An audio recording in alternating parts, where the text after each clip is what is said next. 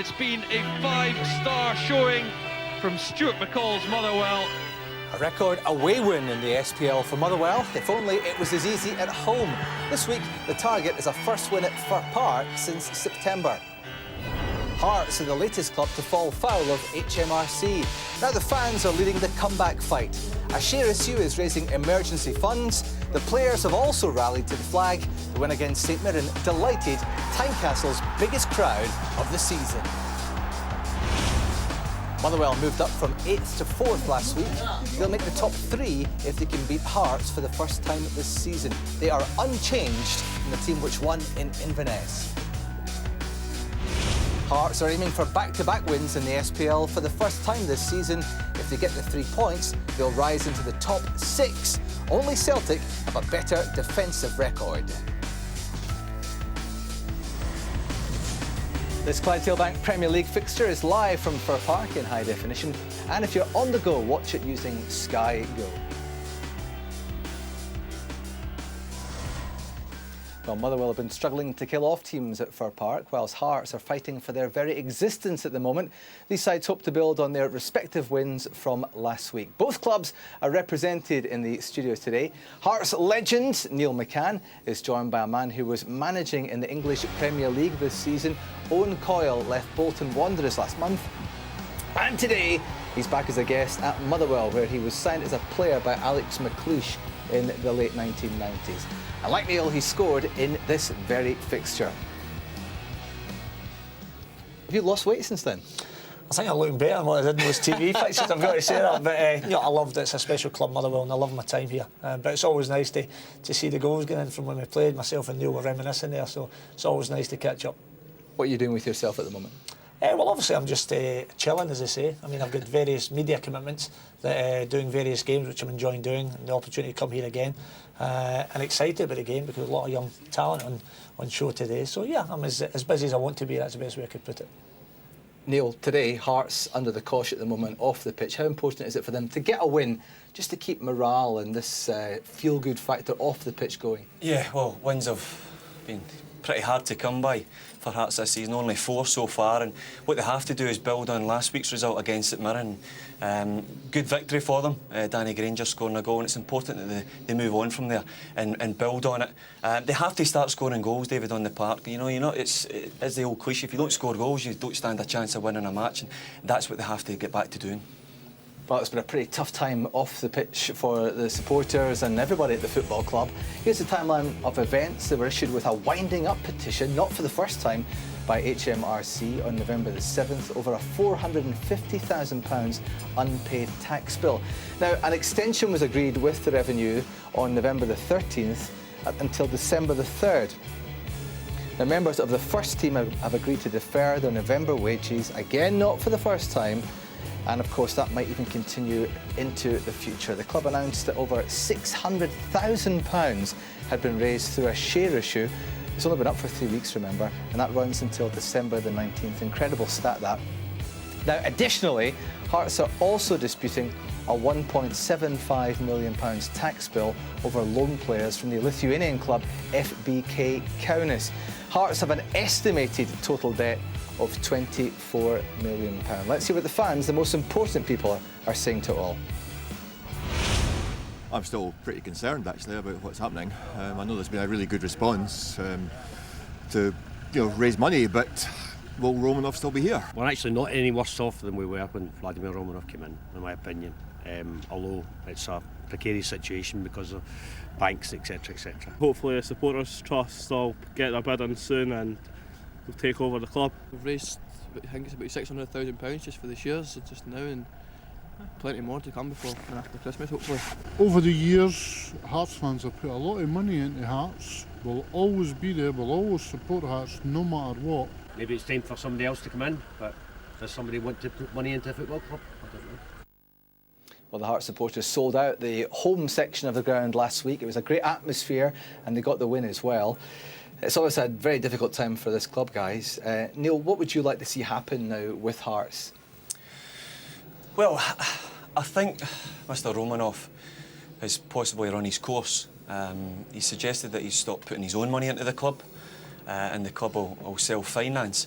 Now, that's okay saying that, but I think to ask the fans to come out and dig deep into their pockets to fund the debts that they have at the minute is ill-advised and, in my opinion, wrong. But what it does show is a huge amount of support from the fans. In times of trouble, you have to say financially, for a lot of people, that they're willing to go into those pockets and try and give anything they can to keep this club and this great institution of Scottish football alive. I've been doing a bit of digging, and Alex Mackey, who's fronting the Hearts Foundation, I've been talking to him, and he believes that through a lot of hard work now, he's been spending a lot of time, possibly over 2 years, David. Really, as long as that? Yes, he's been doing a lot of work behind the scenes, trying to put things in place that can enable him to lead this fan ownership, to take over the club, get it sorted out financially, stable, and then prosper. And he believes that by the things that's shown already with the amount of money that the fans have put up to the club, that he hopes that if they go into the Hearts Foundation and pledge and show support to them, then he can then take that model to the banks and say, look, there's the proof. We can do this fans ownership thing, go to Mr Romanoff and then possibly take control of the club. What do you think of this fan ownership model? John Boyle here at Motherwell has effectively handed the club over to a trust, and the supporters through the Well Society are being invited to invest even more. Would you like Hearts to go the same way? Is it time for Romanoff just to hand it over? Well, I think there's some merit in it. I mean, I think there's obviously a lot of people Hearts-minded with business acumen that could come in and do that. I think we've got to understand football is not like any other ordinary business. I've got to say that, because a lot of times people let their heart rule their head. But I think we've got to recognise, given the plight of some clubs in Scottish football, that clubs really have to be self-sufficient, running their own steam. And if they do that, then, and Neil made a great point, the people that ultimately suffer when this happens to football clubs is the fans, because they're the ones that are always asked to stump up, as they've done again, because the Hearts fans love their football club, as any other club does. But I think it's important that clubs run under their own steam, and that's a thing, I think, for moving forward for Scottish football, that they can all do that. But regard the fans, yes, of course, if they have the infrastructure and the plan in place that will serve their club well for years to come, then why not? Well, it's the first time that the two managers have met at Fir Park. Hearts' John McGlynn came out on top earlier in the season at Tynecastle. Let's hear from him now. And also Motherwell's Stuart McCall chatting to Luke Shanley. Stuart, how do you go about taking your away form into your home games? Well, just by taking the chances. I think if you look at the home form or the performances, probably mirrored the away ones. But just the fact that when we've been away from home, we've taken the chances when they've come along. Getting the first goal would be helpful. What do you expect from Hearts?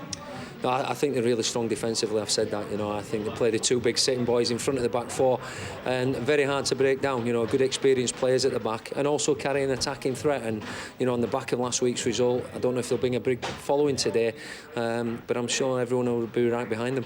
John, you managed to beat Motherwell 1-0 just over a month ago. How do you go about doing that again today? Well, we need to stop them after their good result last week against Inverness. To score 5 at Inverness is some achievement. So we need to make sure that we don't allow them to get out the blocks and get flowing. So that's the first thing. I think we've got to try and come here and control the game as much as we possibly can. We do have a threat. We will cause them problems. They're a type of team who can score goals, Motherwell, but I think there's I think they can lose goals as well. So we look to try and cause them problems. Our front four really causing them all sorts of problems, really. You seem to have a mixture of youth and experience in your team. What do you expect from them? Well, we're trying to win the game, aren't we? We need a mixture of youth and experience. We've got a strong back four. Our goals against Column's very, very good. We just need to get our goals for Column better, So the younger guys are coming in, they're enthusiastic, they're hungry, and they've got skill and flair. Thank you, John. Cheers. And skill and flair on the wide areas for Motherwell was key last week at Inverness. How important, therefore, will Danny Granger be at left back for Hearts?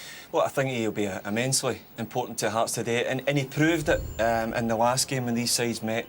Chris Humphrey, as we know, is a flying winger, loves to get to the byline and cross over, and what Danny did in that game at Tynecastle was make great decisions. He knew when to stand up, jockey, and he knew when to make committed tackles, and he did that brilliantly in that game, and of course came up with a winner himself. So he's a big player for Hearts at the minute.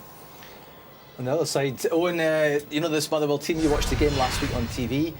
Nicky Law, it's his 53rd consecutive SPL game. He's not missed an SPL game. How important is having ever-present record in a squad this size?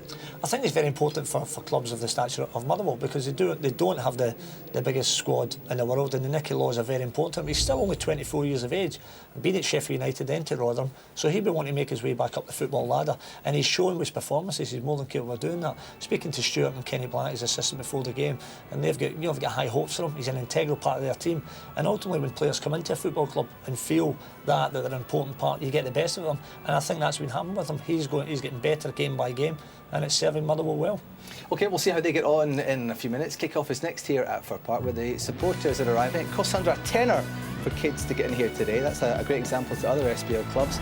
Motherwell are a club who make a real effort to make the matchday experience better for both sets of fans. Kick-off next.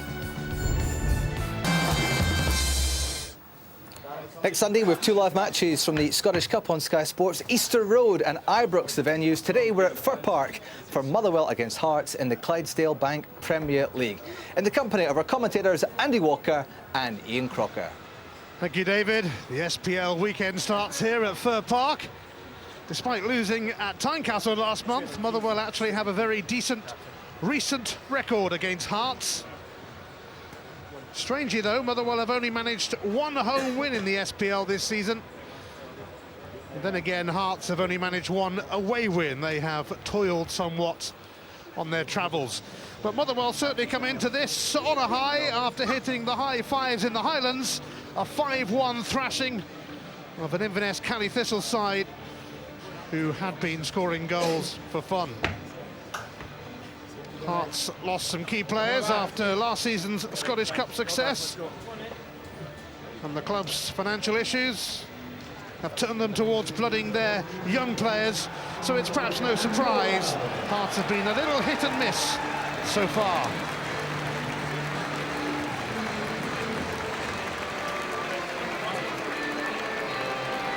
Motherwell and Hearts first off this weekend, but which of them will lay down a marker?